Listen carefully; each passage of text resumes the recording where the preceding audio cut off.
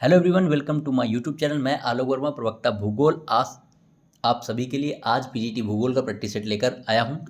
आज का हमारा प्रैक्टिस सेट इंडियन ज्योग्राफी पर आधारित है। बहुत अच्छे प्रश्न हैं, थोड़ा डीप के प्रश्न हैं, आपको सॉल्व करने में अच्छा लगेगा। पढ़ते रहिए, प्रैक्टिस करते रहिए। पहला प्रश्न देखिए, निम्नलिखित कथनों में कौन सा कथन सत्य नहीं है। निम्नलिखित में से कौन सा कथन सत्य नहीं है। 4 कथन दिए गए हैं, एक गलत है, उसे आपको पकड़ना है। पहला, भारत का कुल भौगोलिक क्षेत्रफल 32,87,263 वर्ग किलोमीटर है। बिल्कुल सही है पहला स्टेटमेंट। दूसरा, भारत का क्षेत्रफल विश्व के कुल क्षेत्रफल का 3.4% है। ये सही है या गलत है? ये गलत है स्टेटमेंट। भारत का विश्व में क्षेत्रफल के अनुसार 7वां स्थान है। बिल्कुल सही है। भारत की कुल जनसंख्या विश्व की जनसंख्या का 17.7% है। यह भी बिल्कुल सही है। गलत है बी। तो एक का बी हमारा आंसर है, क्योंकि यह गलत था। पहले का बी आंसर ये गलत था। भारत का क्षेत्रफल कुल विश्व के क्षेत्रफल का 2.4% है। याद कर लीजिए, 2.4%। ठीक है। दूसरा प्रश्न, निम्नलिखित कथनों में कौन सा से कथन सत्य है। यहाँ पर आपको 2 कथन दिए गए, इनमें आपको देखना है कौन सा सही है और कौन सा गलत है, या दोनों सही हैं। निम्नलिखित कथनों में कौन सा से कथन सत्य है। पहला कथन है, धारवाड़ क्रम की चट्टानें जीवाश्म रहित हैं। भूगर्भिक संरचना जब भारत की देखेंगे, उसमें कई प्रकार की चट्टानें आपको देखने को मिलेंगी। आर्कियन क्रम की चट्टानें, धारवाड़ क्रम की चट्टानें, कुडप्पा क्रम, गोंडवाना क्रम, दक्कन ट्रैप, बहुत सारी चीजें। तो धारवाड़ क्रम की चट्टानें जीवाश्म रहित हैं। बिल्कुल सही।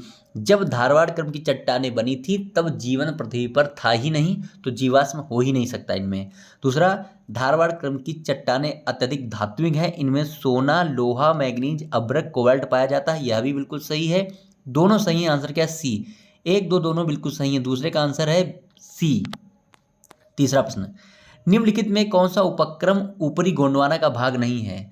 जो गोंडवाना क्रम की चट्टानें हैं, इनको 2 भागों में बांटा गया है, ऊपरी गोंडवाना और निचला गोंडवाना। यहाँ पर कहा गया है कौन सा उपक्रम ऊपरी गोंडवाना का भाग नहीं है, यानी 3 ऊपरी गोंडवाना के हैं और 1 ऊपरी गोंडवाना का नहीं है। तो यहाँ पर आंसर है तालचेर उपक्रम। तालचेर उपक्रम ऊपरी गोंडवाना का भाग नहीं है, यह निचले गोंडवाना का भाग है। आंसर क्या है? डी। बाकी ऊपरी गोंडवाना के भाग हैं महादेव, राजमहल, जबलपुर उपक्रम। 3 का डी। ठीक है। चौथा प्रश्न, करेवा क्या है। ये प्रश्न बहुत बार आ चुका, आपको पता भी होगा, गलत बिल्कुल ना करें कहीं भी आए। करेवा क्या है? ऑप्शन देखिए, क्या आंसर होगा बताइए, जल्दी से बताइए। आंसर क्या होगा? करेवा का आंसर है बी। बी, यहाँ पे इसको ऐसे लगाते हैं, बी। कश्मीर घाटी में जलोढ़ मिट्टी के जमाव। ठीक है। कश्मीर घाटी में जलोढ़ मिट्टी के जमाव जो हैं, सपाट समतल उभरे हुए टीले हैं, उनको करेवा कहते हैं। ठीक है। उपजाऊ हैं ये। पांचवा, निम्नलिखित में कौन सही सुमेलित नहीं है। बहुत अच्छा प्रश्न है ये। इस तरीके का प्रश्न आता है, एक तरफ गर्म झरना है, दूसरी तरफ राज्य है, आपको मिलान करना है कौन गलत मैच है।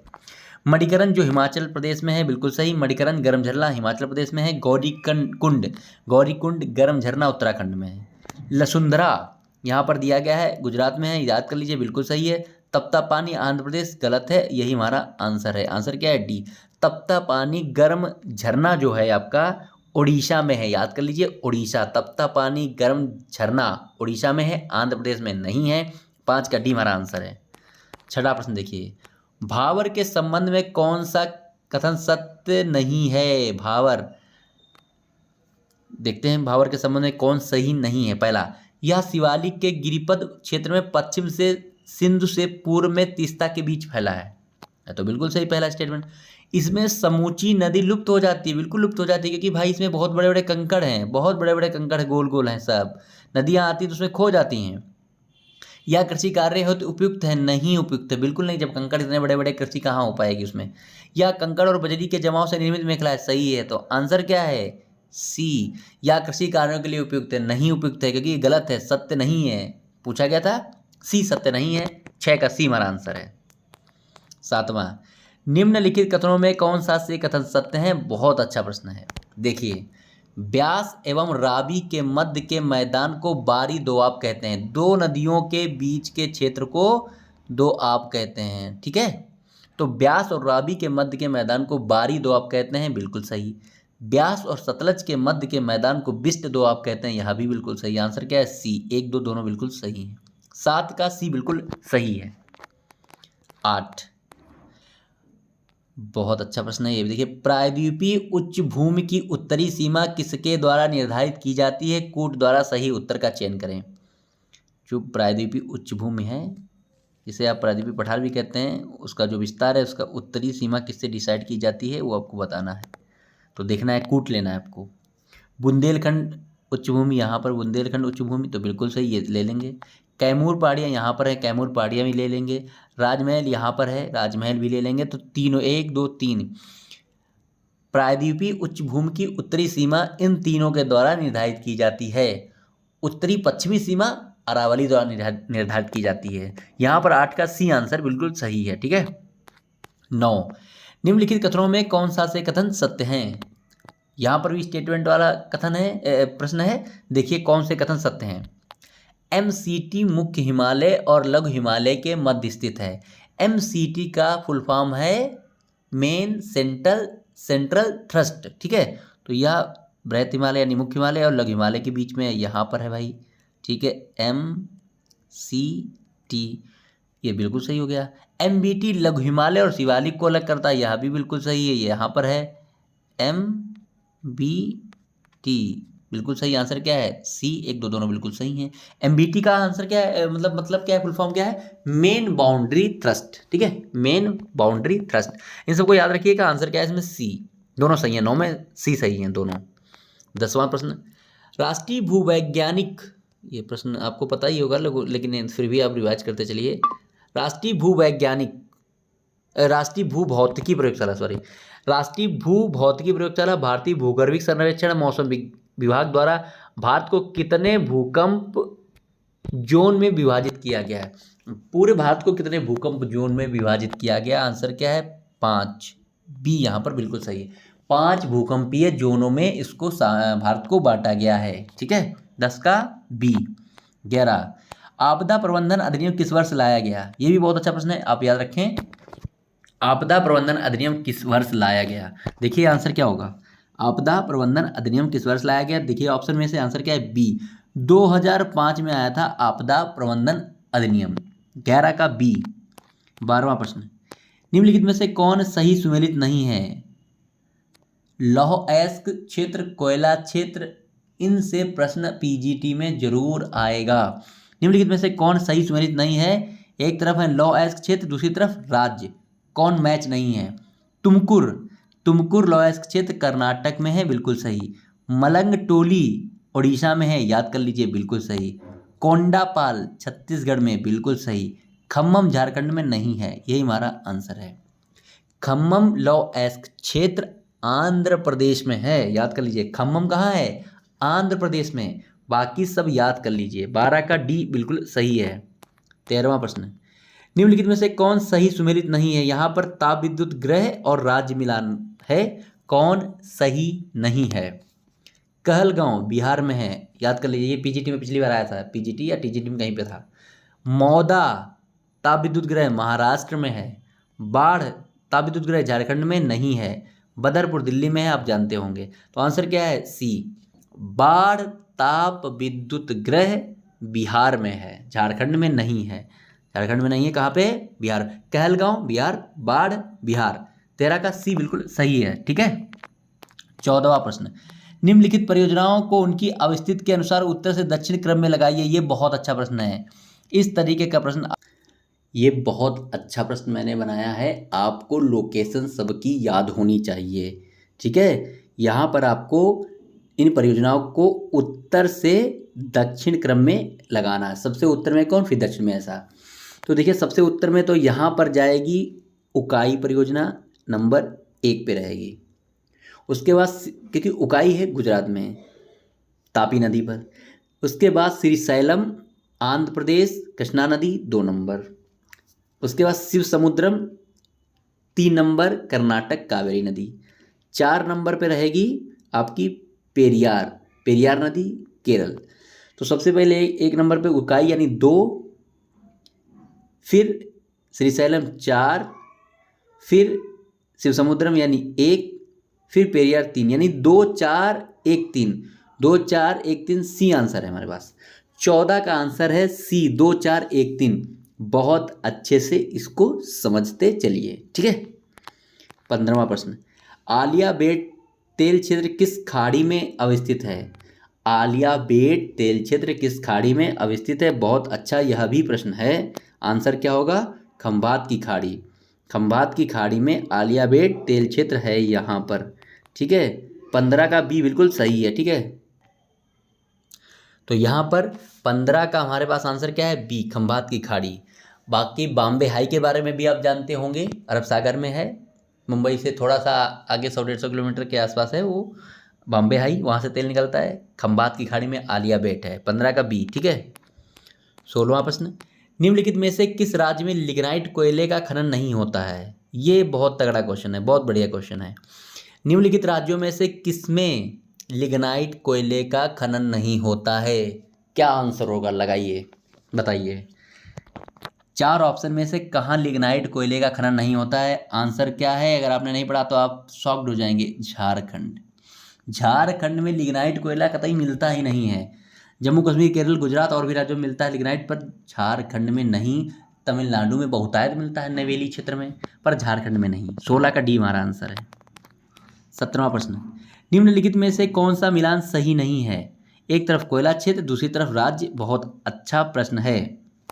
छोटे छोटे जो कोयला क्षेत्र हैं वो पूछ लिए जाते हैं मिलान करने में, और आप कंफ्यूज हो जाते हैं, इसलिए याद करते चलें, बहुत अच्छे से समझिए। ठीक है, देखिए इस प्रश्न को, बहुत अच्छा प्रश्न है। कोयला क्षेत्र राज्य, हुतार कोयला क्षेत्र आपको झारखंड में मिलेगा, बिल्कुल सही। रानीगंज तो आप जान ही रहे हैं, पश्चिम बंगाल।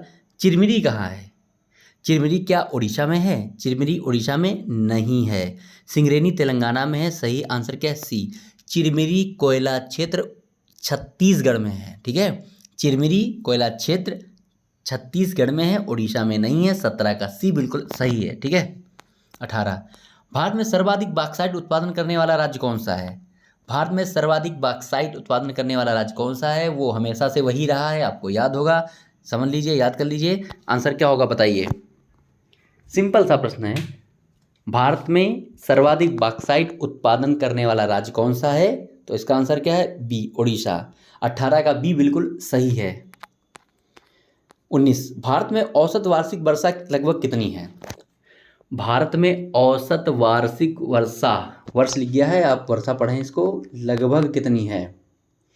ये प्रश्न आ चुका है, और ये जो डाटा मैं दे रहा हूँ, जो आंसर मैं दे रहा हूँ, वो NCERT का है, समझ लीजिए।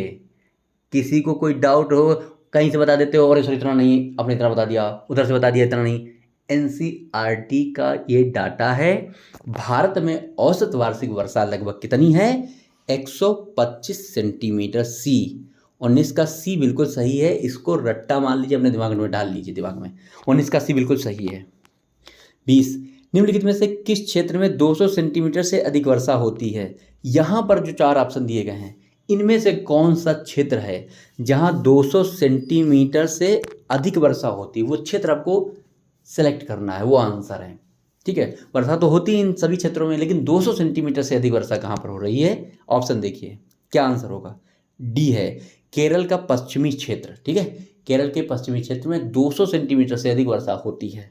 20 का डी बिल्कुल सही है। 21वां प्रश्न, ये भी बहुत अच्छा प्रश्न है। निम्नलिखित कथनों में कौन सा से कथन सत्य हैं? 2 कथन पर आपको विचार करना है। आर्द्र पर्णपाती वन भारत की वनस्पति वाला टॉपिक आपके PGT सिलेबस में है, इसलिए वहाँ के क्वेश्चन सॉल्व करना भी आपको जरूरी है। आर्द्र पर्णपाती वन भारत में उन क्षेत्र में पाए जाते हैं जहाँ वर्षा 100 से 200 सेंटीमीटर के बीच होती है। बिल्कुल सही है, याद कर लीजिए, रट्टा मान लीजिए, एक बार टेट में ये प्रश्न आया था इसी प्रकार का, इसको मैंने बड़े स्तर पर कर दिया है।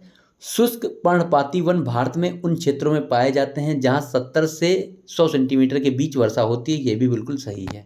आंसर है सी, 1, 2 दोनों बिल्कुल सही हैं। पर्णपाती वन के भी 2 प्रकार हैं। आर्द्र पर्णपाती वन 100 से 200 सेंटीमीटर वर्षा वाले क्षेत्र में रहते हैं। शुष्क पर्णपाती वन 70 से 100 सेंटीमीटर वर्षा वाले क्षेत्र में रहते हैं। ठीक है, इसको समझ लीजिए आप। आंसर क्या है किसका? सी, 1, 2 दोनों बिल्कुल सही हैं। 22, भारत के निम्नलिखित राज्यों में से कौन सा जनसंख्या की दृष्टि से द्वितीय एवं क्षेत्रफल की दृष्टि से तृतीय स्थान पर है? बहुत अच्छा प्रश्न।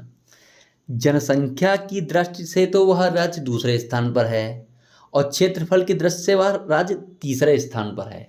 इनमें से ऐसा राज्य कौन सा है, बताइए। बहुत अच्छा प्रश्न है, बिल्कुल कंफ्यूज नहीं होना, सीधे मारना आंसर डी, महाराष्ट्र।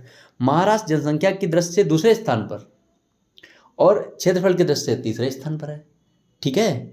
क्योंकि जनसंख्या में पहला राज्य उत्तर प्रदेश, दूसरा महाराष्ट्र, क्षेत्रफल में पहला राजस्थान, दूसरा मध्य प्रदेश, तीसरा महाराष्ट्र। 22 का डी बिल्कुल सही है। 23 पढ़ चलिए, निम्नलिखित में से कौन सही सुमेलित नहीं है? जैव मंडल रिजर्व और राज्य मिलान करना है। नोकरेक जैव मंडल रिजर्व मणिपुर, गलत, पहले ही गलत हो गया। मानस असम में है, सिमलीपाल उड़ीसा में है, अगस्त्यामालाई केरल में है। ए आंसर है 23 का, ए सही है क्योंकि ये गलत मैच है। नोकरेक कहाँ है? मेघालय में। नोकरेक मणिपुर में है ये नहीं, मेघालय में। 23 का ए बिल्कुल सही है। 24वां प्रश्न, 24वां बहुत अच्छा प्रश्न है, ये एक जगह पे आ चुका है, याद कर लीजिए। सब कुछ सही है, डाटा और सब कुछ क्लियर है। निम्नलिखित कथनों में कौन सा से कथन सत्य हैं? दो कथन दिए गए हैं। 2011 की जनगणना के अनुसार देश की कुल नगरीय जनसंख्या का 60%, इंडिया की जितनी नगरीय जनसंख्या है उसका भी 60% प्रथम श्रेणी नगरों में निवास करती है, बिल्कुल सही है। फर्स्ट टीयर सिटीज में रहते हैं ये, ठीक है। टोटल अर्बनाइज्ड पॉपुलेशन का 60% फर्स्ट ईयर सिटीज में रहते हैं, सही है। दूसरा, 2011 में देश में 10 लाख से अधिक जनसंख्या वाले 53 नगर थे, बिल्कुल सही। 10 लाख से अधिक जनसंख्या वाले इंडिया में 53 शहर थे। वो शहर कौन कौन से, एक बार सरसरी निगाह डाल लेना, उस पर भी प्रश्न आ जाता है एलिमिनेट करने के लिए। यहाँ पर आंसर क्या है? सी, दोनों सही हैं। 24 का सी, दोनों यहाँ पर सही हैं। 25वां और अंतिम प्रश्न है, बहुत अच्छा, इसको याद कर लीजिए, इसको भी देख लीजिए, दर्रे वगैरह याद कर लीजिए। कौन सा सही सुमेलित है? अब यहाँ पे क्या पूछा गया कि कौन सा सही सुमेलित है?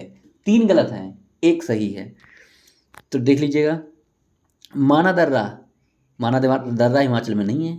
नीति दर्रा उत्तराखंड में है, यही सही था, ये हमारा आंसर। दिफू दर्रा लद्दाख में नहीं है। अगिल दर्रा अरुणाचल प्रदेश में नहीं है, बी सही है। निम्नलिखित में से कौन सही सुमेलित है? तो सिर्फ बी वाला, नीति दर्रा उत्तराखंड में है। बाकी मैं बता रहा हूँ, माना दर्रा यह भी उत्तराखंड में है, दिफू दर्रा अरुणाचल प्रदेश में है, आगिल दर्रा लद्दाख में है। आगिल दर्रा लद्दाख में है। पढ़ते रहिए, प्रैक्टिस करते रहिए, मेहनत करते रहिए। अगर आपको कोई दिक्कत होती है किसी प्रश्न पे तो आप पढ़िए और खुद देख के तब कमेंट किया करिए। कई लोग बेवजह कमेंट कर देते हैं, अल्पज्ञानी बनना ठीक नहीं रहता है, आप पढ़ के कमेंट करें। धन्यवाद।